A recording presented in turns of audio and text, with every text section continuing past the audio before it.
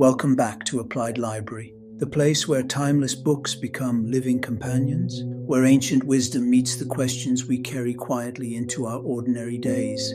Today, we open one of the most extraordinary spiritual poems ever written, a story that has crossed centuries, languages, and civilizations, a story that inspired mystics, poets, seekers, and dreamers. It is called The Conference of the Birds, written in the 12th century by the Persian Sufi master Farid Attar. Attar was not a king, not a famous scholar of his age. He was an apothecary, a seller of perfumes and remedies. He listened daily to human suffering, to fears, to hopes, to stories of illness. Perhaps that is why his poetry feels less like philosophy and more like medicine. And among all his works, none is more beloved than The Conference of the Birds. At first glance, it appears to be a fable. Birds gathering to choose a king. But beneath its feathers lies one of the deepest explorations of the spiritual journey ever written. Because this story asks a question that belongs to every generation. Perhaps even to you, listening now. Who are you beneath the identities you defend, the roles you perform, the fears you inherit, and the ambitions that keep you running? And what if the thing you've been seeking your entire life has never been separate from you? Let us begin. Once upon a time, all the birds of the world gathered together. Each species arrived, each different, each carrying its own temperament, its own story. But despite their differences, they shared one feeling. Something was missing. They had no king, no center, no unifying purpose, and so confusion ruled. How familiar this sounds. Modern life offers endless choices, endless distractions, infinite opinions. We are connected to thousands, yet uncertain of ourselves. We consume information, yet hunger for wisdom. We chase success, yet wonder quietly, is this all there is? The birds recognized their condition.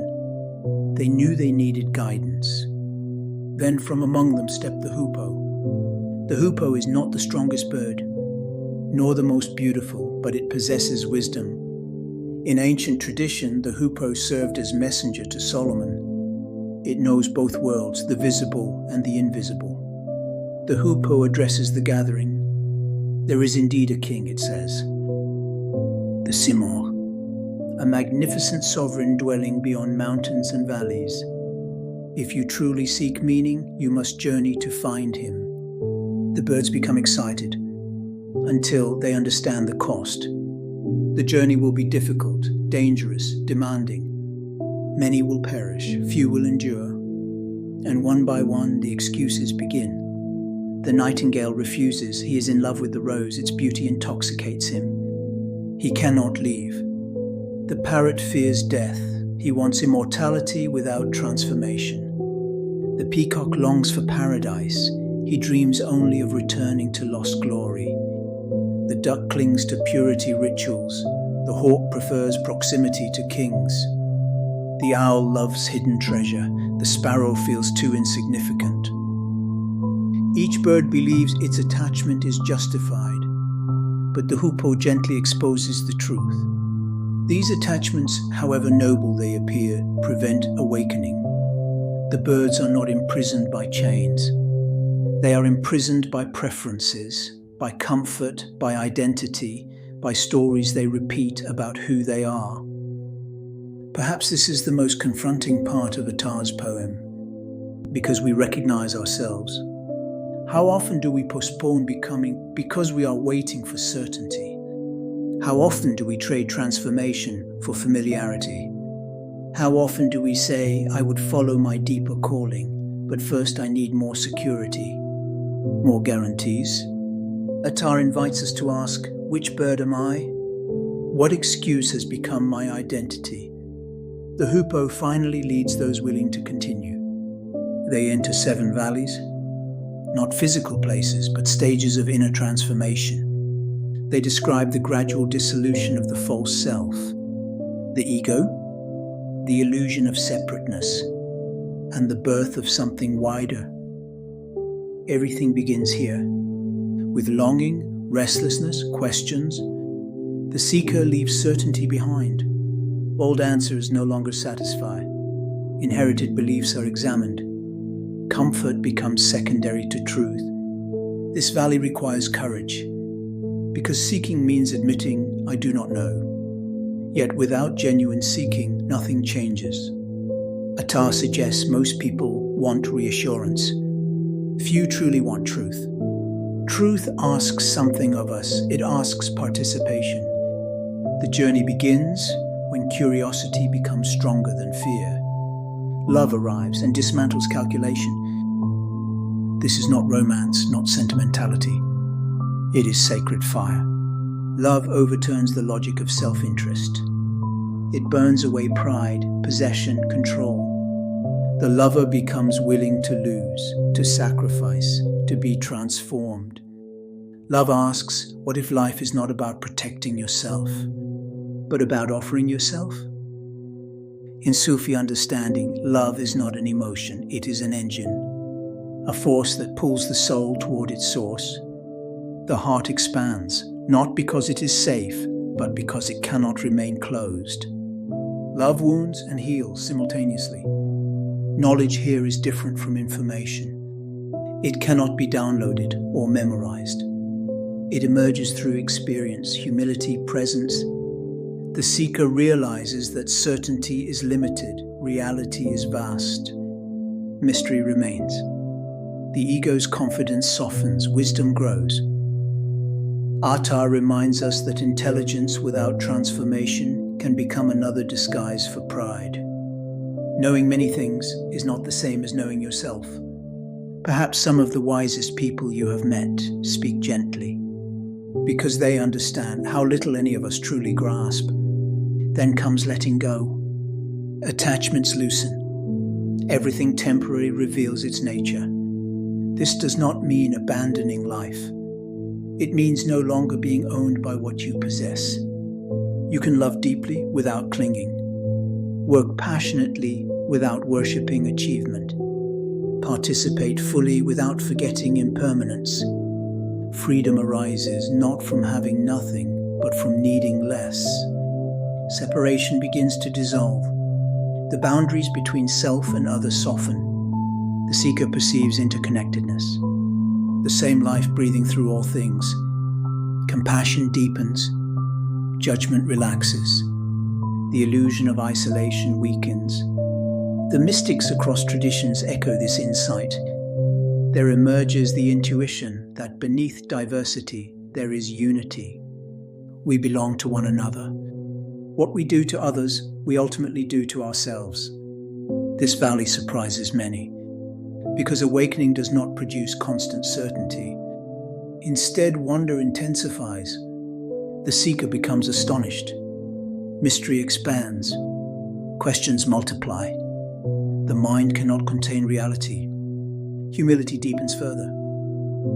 Attar teaches that confusion itself can be holy. Perhaps wisdom is not having every answer. Perhaps wisdom is learning to stand peacefully within mystery, to remain open, curious, available, without rushing toward premature conclusions. Finally, the self dissolves, the ego surrenders. The separate I releases its claim to centrality. This is what Sufis call Fana, not destruction, liberation. The masks fall away. The seeker becomes empty enough to be filled by something greater. The drop remembers it has always belonged to the ocean. After immense hardship, after exhaustion, loss, and surrender, the birds arrive, but only 30 remain. Thousands began, 30 endure. They stand before the throne of the Simurgh, expecting revelation. A majestic king, a divine presence separate from themselves. Instead, they discover a mirror, and in that mirror, they see themselves. In Persian, Simurgh means 30 birds. The Simurgh they sought was the reality hidden within their collective being all along. They were both seekers and sought. The journey outward had been a journey inward. The king they pursued across deserts was not elsewhere. It had never been elsewhere. The final revelation is breathtaking. What you seek is seeking you. The sacred is not absent, only obscured. You are not disconnected from meaning, only distracted from it. The journey changes you until you can finally recognize what has always been true. Most of us are not crossing deserts. We are answering emails, paying bills, raising children, navigating uncertainty, trying to love well, trying to remain human. Yet Attar's poem remains astonishingly relevant, because modern life has its own valleys. The valley of quest may look like questioning inherited definitions of success. The valley of love may involve opening your heart after heartbreak. The valley of knowledge may require admitting you don't have all the answers. The spiritual path is rarely dramatic. Often it looks ordinary. A difficult conversation, a moment of forgiveness, choosing presence over distraction, silence over noise, courage over habit, returning again and again to what matters. For nearly 9 centuries, the Conference of the Birds has survived wars, empires, translations, cultural shifts, because it speaks to something timeless. Human beings long to belong, to understand, to transcend fear, to discover purpose. Attar offers no rigid doctrine. Instead, he gives us a mirror, an invitation, a reminder. Do not underestimate your longing. It may be the beginning of wisdom. Do not despise your questions. They may become your teachers. Do not fear losing who you think you are. You may discover someone far more spacious, far more compassionate, far more alive.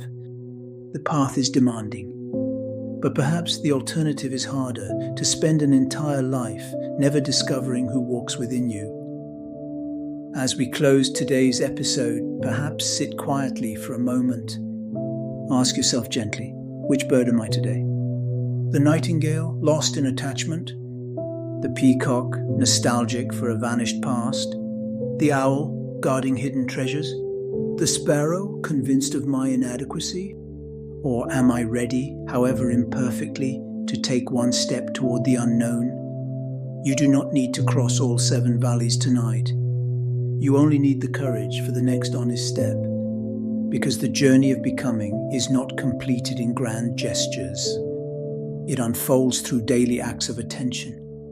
And perhaps one day, after all the seeking, all the questions, all the detours, you too may discover that what you searched for across the world was quietly waiting within your own transformed heart. Thank you for spending this time with me on Applied Library. If today's reflection resonated with you, please consider subscribing to the channel. Leave a like so these timeless works can reach other seekers who may need them. And in the comments, I'd love to hear from you. Which bird's excuse felt most familiar to your own life? Until next time, keep reading slowly, keep questioning gently, keep applying what matters. Because books do not change our lives simply because we read them. They change our lives when we allow them to read us. Until our next journey through the Applied Library, be well.